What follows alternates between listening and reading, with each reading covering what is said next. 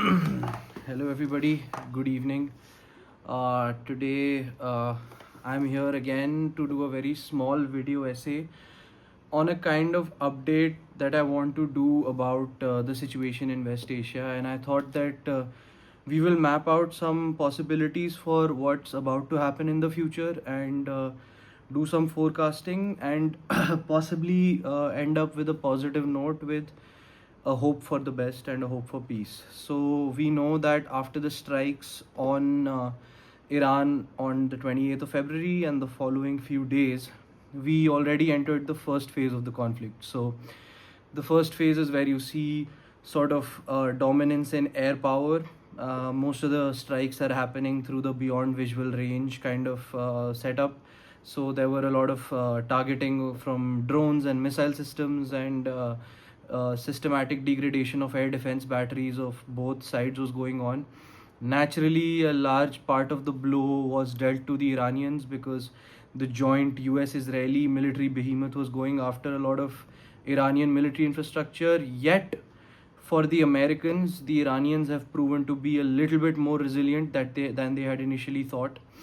Iran had been hit pretty deeply, yet they have been able to deliver more than 500 ballistic missiles. 40% of them were targeted at Israel, but 60% of them went to all over the Arab world.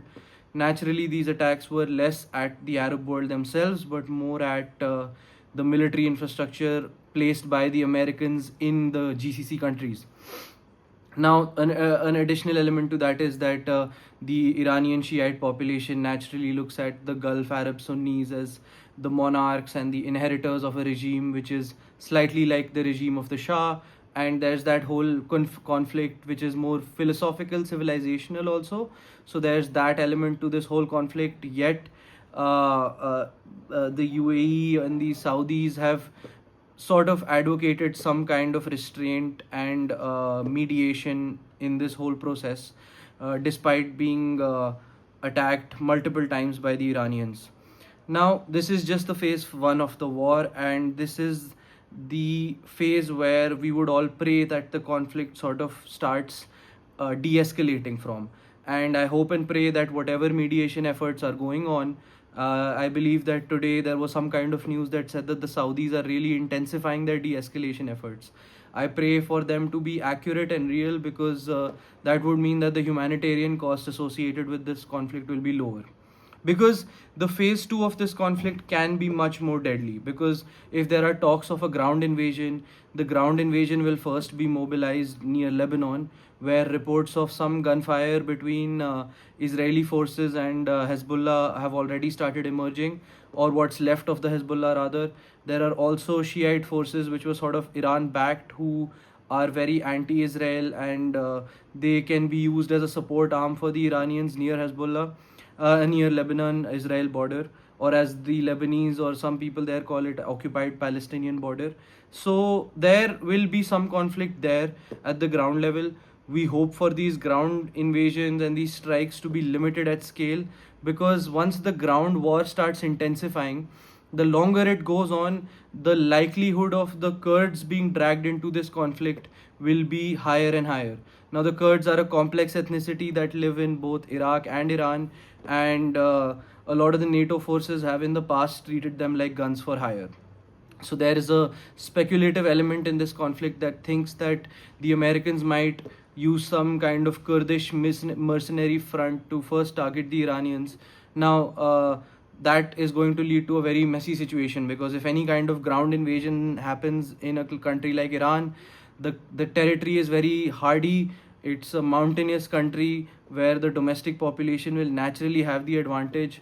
So the US backed forces will be having a very difficult time there, and this kind of war of attrition will not get any gains.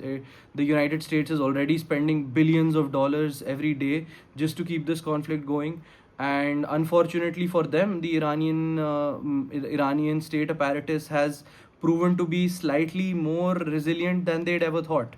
Now, there is an elevated risk of this turning into a full-scale regional war, and I am picking my words very carefully. I am not somebody who likes to blow things out of proportion, but today Donald Trump has said on his Twitter that Iran will be struck very hard. If there are any remaining proxies that they can activate, the Kurdish and the Lebanese fronts will also stay heated up for a bit, which will also raise the costs for the Israelis.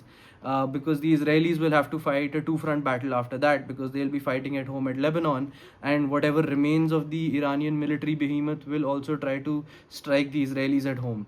So the situation is not getting more pleasant with escalation even for the Americans and the Israelis.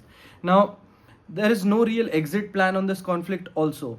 When the Americans first struck Khamenei, I feel like there was a miscalculation that the moment Khamenei dies, the IRGC backed regime will collapse and sort of the pro Shah, pro secular protests will take over. Pretty much the opposite happened, because whoever showed up to the streets of Tehran ended up calling Khamenei a martyr, and they started supporting the Iranian regime. Now, this, in my view, is a slight miscalculation by the Americans. I don't think they're particularly happy with this, and if there's no real exit plan, I believe and I hope that at some point the Americans will seek to mediate and come to some sort of an agreement. The Iranian regime, despite their significant losses, has proven to be more resilient than the rest of the world thought, and that raises the costs, infinitely, even for the Americans and the Israelis. There's no winning at a domestic country, with that domestic population of a country where people are ready to die, and they have made a martyr out of the figure who was struck by an American missile a few days back. Now, I also want to end with a hope for a sort of a chart for a de-escalation platform. There is a mapped out plan that many countries have tried to pursue by this point. The GCC and the EU countries have only called for de-escalation. They have tried to intensify their de-escalation efforts. Unfortunately, for the rest of the world, for people like us, it has only failed up until now. There has been no effective call for de-escalation that has affected military action yet.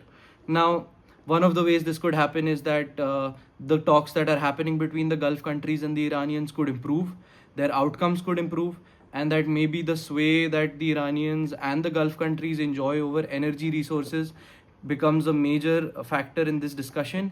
And by that, maybe the American military industrial complex could be somewhat persuaded into going easier on the Iranians, or the American intelligence apparatus could go easier on the Iranians. That could be one way I see this conflict de-escalating. There have been joint calls for restraints from many countries, including India. India has also had to walk a very tight rope throughout this conflict. There has been a large opinion in the Indian policy area that the strike on the Iranian ship near Sri Lanka was a grave escalation, and that the conflict entered our backyard.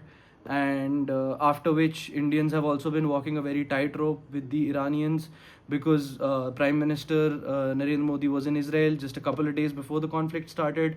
That, I don't know if it did very good PR for us with our friends in Iran. And I think now we are playing this counterbalancing act, because the Deputy Foreign Minister for Iran was in Delhi yesterday, and I think he met S. Jaishankar also. So I don't think that India would be particularly pleased if this conflict lasts longer than it already has. So I think we would be much happier if our friends in the Gulf and if our friends in Persia kind of play a balancing act, and some kind of negotiation and mediation efforts are pushed through. And if you run through many alternatives, a middle power like India, like many other middle powers, even have a lot of scope to play a mediatory and negotiation role, or even a role in reviving some kind of nuclear deal negotiations. Although I don't know how much the Iranians will believe in a negotiation now, because the last two times they went on negotiations, both times they were struck by the US or the Israelis. So I feel like they're going to be much skeptical the third time onwards. The GCC collective mediation also has a lot of scope. As a person who prefers peace in the world, I am praying for their mediatory efforts to improve in their outcomes, and some kind of energy cooperation can be achieved from this whole thing. But as of now, these are just strategy matrices, these are just assumptions and forecasts. at the moment, I think the world order needs to keep its seatbelts on, because the most elevated risk right now is that of a full scale regional war. And I am praying that some kind of de escalatory mechanisms can be worked out. That was a video essay on the present situation in West Asia and a rounding up for those who haven't really been following the conflict minute to minute. And I just think I'll end with a small prayer for peace. Thank you so much for joining us.